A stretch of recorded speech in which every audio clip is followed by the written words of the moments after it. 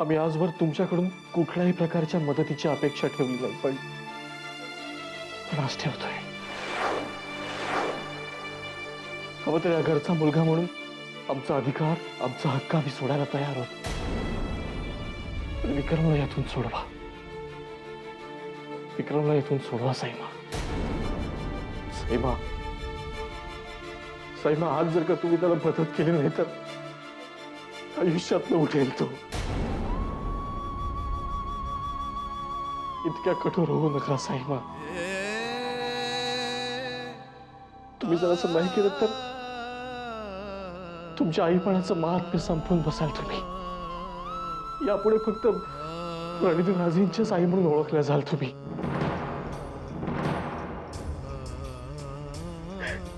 साईबा please, इतक्या कठोर होऊ नका. आम्हाला आमचा भाऊ परत द्या साईमा. आम्हाला आमचा भाऊ परत द्या. यापुढे आयुष्यात पुन्हा कधीही काहीही मागायला तुमच्याकडे येणार नाही साईमा. नीलराजे, आम्ही तुम्हाला काहीही मदत करू शकत नाही. तुम्ही येऊ शकता.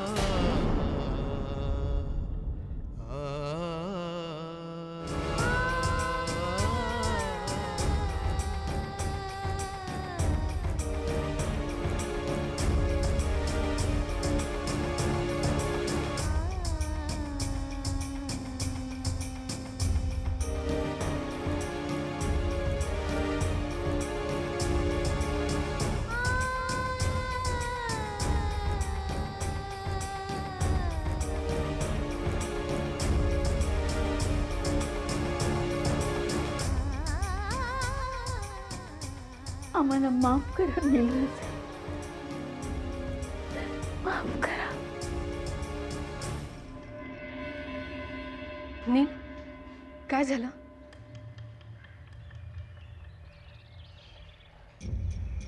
आम्ही त्या दाराशी आमच्या भावासाठी मदत मागायला गेलो, याचा पश्चाताप होत आहे. त्यापेक्षा स्वतःला विकून 4 पैसे जमा केले असते ना तर बरं झालं असतं असं वाटायला लागले. नील, पण काय झालं? साईमा काही बोलल्या का? बरंच काही बोलल्या. शब्दातून बोलल्याच, पण त्याहीपेक्षा कृतीतून जास्त बोलल्या. रागिणी विक्रम म्हणत होता ना, तेच बरोबर आहे. त्यांना आता साईमा म्हणायचं का हा प्रश्न आम्हालाही पडलाय. नील, अरे काय बोलतोयस तू हे? खरं तेच सांगतोय रागिणी. त्या आता फक्त राजमाता आहेत, आणि साईमा असल्यास ना तर त्या भैया साहेबांच्या.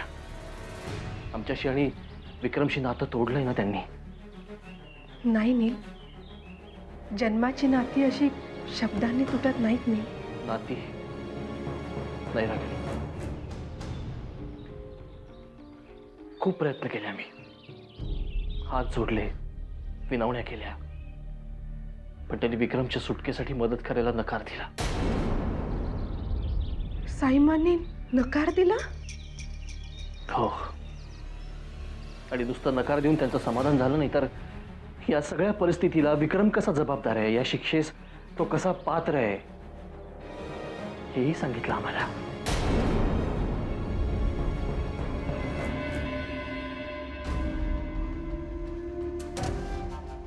रणवीर, आज आम्ही आईच्या नात्यानं तुम्हाला एक विनंती करायला आलो. आदित्य राजांसाठी तुम्हाला जे काही करता येत असेल ते तुम्ही करा. आमच्यासाठी करा, नाही म्हणू नका. नाही साहेब, ते शक्य नाही. आम्ही यापूर्वीच तुम्हाला त्याची कल्पना दिली होती. रणवीर,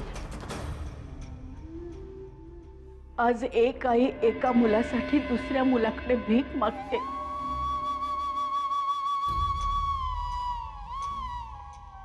आज आम्ही आदित्यराजेंसाठी काही केलं नाही ना, तर येणारा काळ कर्तव्याला चुकलेली आई म्हणून आमच्याकडे बोट दाखवेल. रणवीर, आम्ही आमच्याच नजरेतून उतरून जाऊ. तुम्ही फक्त राजमाता आहात साईमा.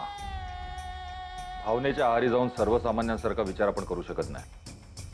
तुम्ही आदित्य राजेंसाठी काय करणार आहात एवढंच आम्ही तुम्हाला विचार.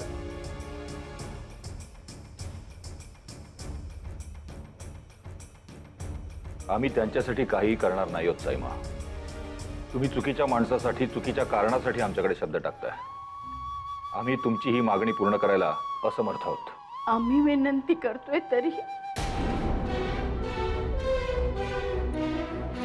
हो तरीही तुम्ही त्यांच्या आई आहात साईमा. तसेच आम्ही त्यांचे मोठे भाऊ आहोत. ते संकटात असताना आम्हाला दुःख होणार नाही का? पण तरीही आम्ही त्यांच्यासाठी काही करू शकत नाही. पण का रणवीर? कारण आपल्याला राजघराण्याच्या मर्यादा आहेत आणि विक्रमादित्यांनी काहीही विचार न करता त्या मर्यादांचं उल्लंघन करून एका सामान्य मुलीशी लग्न केलंय. त्यांनी आपल्या कंपनीचे शेअर्स गहाण टाकून आपल्या प्रतिष्ठेचे वाफाडे काढलेत. एवढंच नव्हे तर आपल्या शत्रूची हात मिळवणी करून आपल्याशी असलेलं उरलं सुरलं नातंही तोडून टाकलंय. त्यांना आम्ही का मदत करावी? म्हटलं तुम्ही भैया साहेबांची भाषा बोलताय. कधीतरी तुमच्यातल्या आईला तिच्या तिच्या मनासारखं वागू द्या. कधीतरी. मग त्याचा काही उपयोग झाला नाही रागिणी. आणि आमची खात्री पटली त्यांच्याकडून कुठलीही मदत होणार नाही.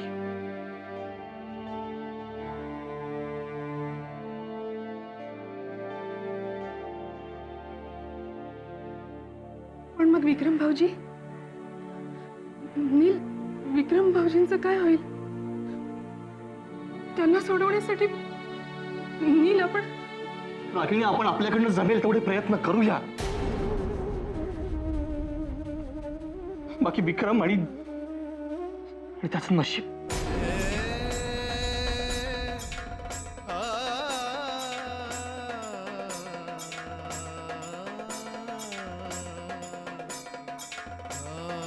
आम्ही तरी काय करणार रागिणी? एक भाऊ म्हणून आम्ही किती अगतिक आहोत याची जाणीव होती आज.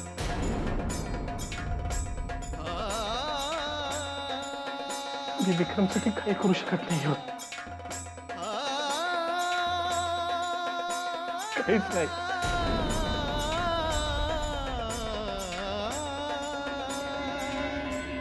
पण आज वेळच अशी आली आहे की ही वेळ त्यांनीच स्वतःवर ओढवून घेतली आहे. राजघराण्याच्या प्रतिष्ठेपेक्षा दुसरं काहीही महत्वाचं नसतं हे तुम्हीच शिकवलं होतं ना आम्हाला. मग स्वतःच्या आदर्शांपासून दूर का पळताय? त्यांच्यासाठी आम्ही काही करू शकत नाही. याच प्रतिष्ठेसाठी आम्ही स्वतःची सुखदुःख बाजूला सारली आहेत. स्वतःच्या स्वप्नांची पर्वा न करता तुमची स्वप्न साकारली आहेत. त्यावेळेस कधी तुमच्यातल्या आईला, तुमच्यातल्या आईपणाला आम्ही साथ घातली होती का?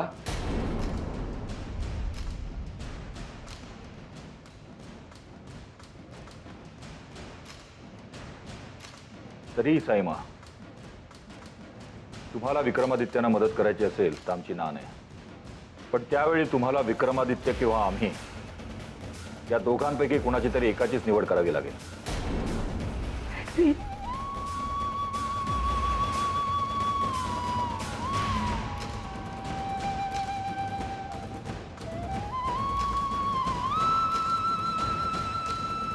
आणखीन एक गोष्ट, आम्ही या संदर्भात काही हालचाल करत नाही हे प्रियदर्शनींना माहिती नाही आणि त्या आम्हाला समजून घेणार नाही याची आम्हाला कल्पना आहे. त्यामुळे ही गोष्ट त्यांना कळू न देणं हेच आपल्या हिताचं राहील.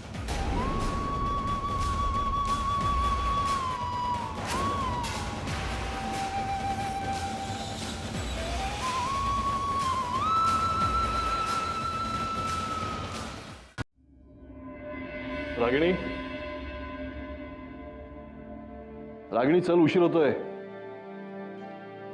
रागिणी आले. चल. अरे देवासमोर दिवा लावत होते. विक्रम भाऊजींचा जामीन मंजूर व्हावा म्हणून त्याला साकडं घातलंय. विक्रमला जामीन मिळावा म्हणून आम्ही कोर्टामध्ये पुन्हा अपील करण्याचा आटापिटा केला आहे. आणि यावेळेस वकिलांनाही खात्री आहे की आपल्या अर्जाचे नक्कीच सहानुभूतीने विचार होईल. विक्रम निर्दोष आहे रागिणी. त्याला जामीन मिळायलाच हवा. स्वतः विक्रम भाऊजी बाहेर आल्याशिवाय ते या प्रकरणाच्या मुळाशी जाऊन तपास करूच शकणार नाही. ते तर आहेच.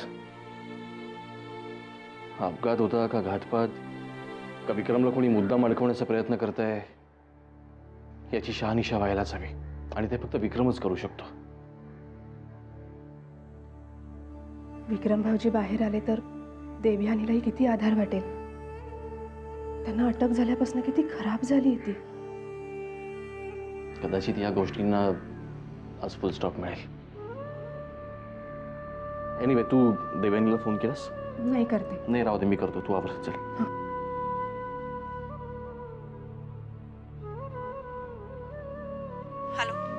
हॅलो देवयानी. हां, मी निघतोय. एक अर्धा तासात तुला पिकअप करतो. वाचा.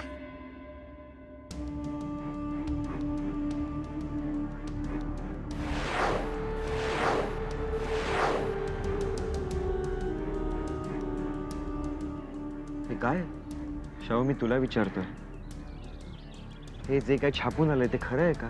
अगं बोल ना, गप्प का? हो, खरं आहे. मीच करणार आहे ती आज. श्रावणे, अभिलाषा, हिला लाज कशी वाटत नाही? हे असलं घाणेरडं काम करताना हिने आपल्या घराण्याचा तरी विचार करायचा. आणि कुणाच्या परवानगीने हे काम घेतलंस? केटीच्या ना? मॉम, अगं मला एक कळत नाहीये, ह्यात लाज वाटण्यासारखं काय आहे? शाहू, ही ऍड माझ्या करिअरसाठी किती इम्पॉर्टंट आहे, त्याने माझ्या करिअरला किती फायदा होणार आहे, याचा विचार का नाही करत तुम्ही? या ऍडमुळे तुझं नाव होणार असेल, पण त्यामुळे आमची, आपल्या घरच्यांची बदनामी होणार असेल तर हे सगळं इथेच थांबायला नको का? अहो, आत्ता माझ्या करिअरमध्ये मला सक्सेस मिळायला लागलंय आणि मध्येच हे सगळं बंद करायचं? मला काय वेड लागलंय? तुला वेड लागलंय की नाही मला माहिती नाही, पण तू जर काही ऍड केलीस ना तर त्यामुळे आमच्यावर वेड होण्याची पाळी नक्कीच येणार आहे. सॉरी बाबा. तुम्हाला काय वाटेल याचा विचार करून मी माझं करिअर सोडणार नाही.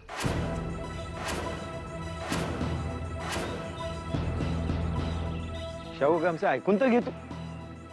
अहो श्रावू श्रावू काय करताय? दोन थोबाडी द्या तिच्या. अभिलाषा, ती मुलगी असंच वागत राहिली तर एक दिवस हातातून निघून जाणार आहे. दुसरी अपेक्षाही नव्हती तुमच्याकडनं, तर मलाच काहीतरी करायला हवं.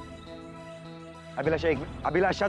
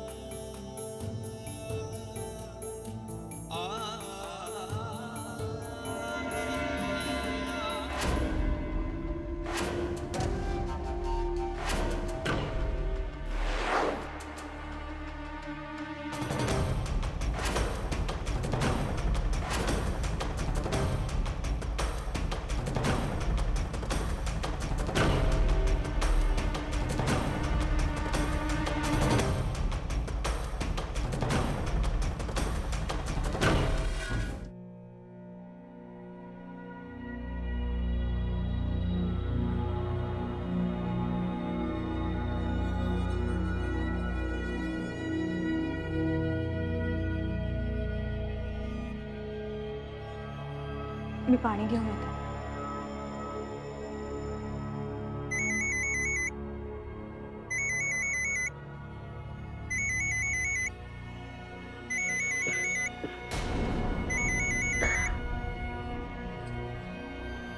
हॅलो. हो, विक्रम ठीक आहे.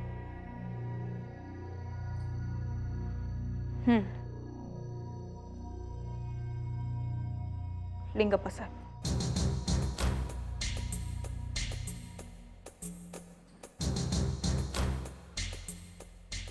हाँ विक्रम बोलतोय. नाही, तुम्ही काही काळजी करू नका. आम्ही ठीक आहोत. उद्या येतो ऑफिसला. हो.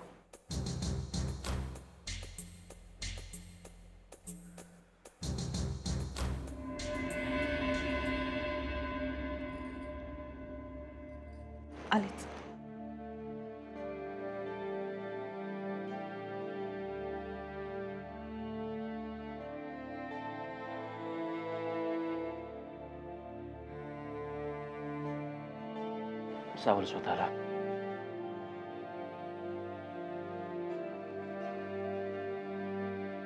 थँक्स भैया. तुम्ही खूप त्रास सहन केला तुमच्यासाठी. विक्रम, काय बोलतोयस तू? आम्ही तुझ्यासाठी नाही करणार तर कोण करणार? वाऱ्यावर सोडणार होतो तुला.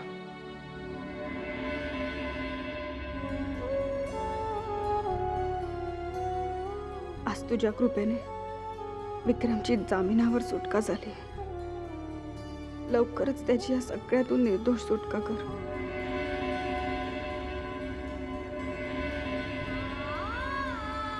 विक्रमच्या नावाला लागलेला हा कलंक दूर व्हावा एवढीच विनंती आहे तुझ्याकडे.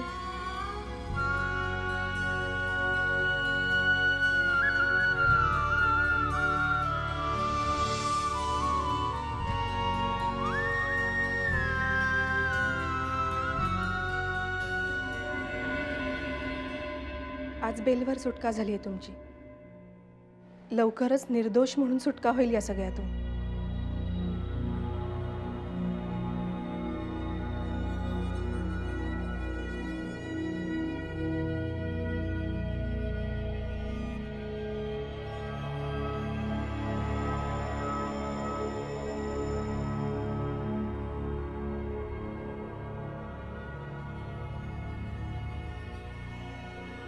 विक्रम, सगळं ठीक होईल. पण तोपर्यंत तू जरा धीराने आणि शांतपणे घे. आपण उद्या वकिलांना भेटूया आणि मग पुढे काय करायचं ते ठरवूया. हं? चला, निघतो आम्ही. आणि हो, काहीही मदत लागली तरी अर्ध्या रात्री फोन करायचा.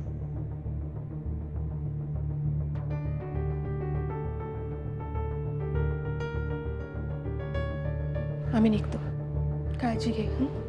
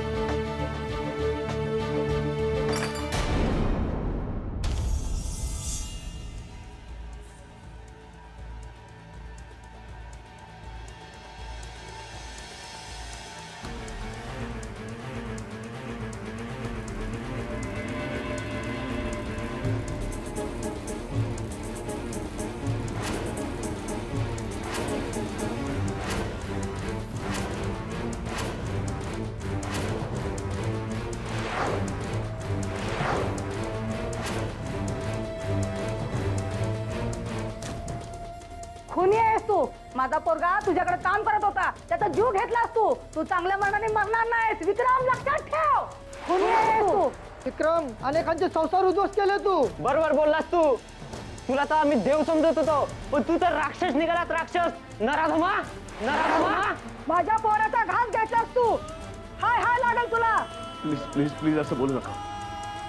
हे बघा आम्ही खरंच असं काही केलं नाही, आमच्यावर विश्वास ठेव. आमचा पोशिंदा मानत होतो तुला, पण खुनी आहेस खुनी तू. खुनी आहेस खुनी तू.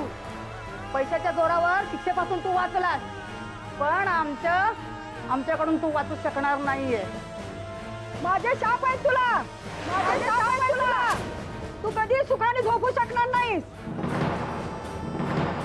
तुझं घर बी असंच बर्बाद होईल. तू कधी सुखाने झोपू शकणार नाहीस. तुझं घर बी असंच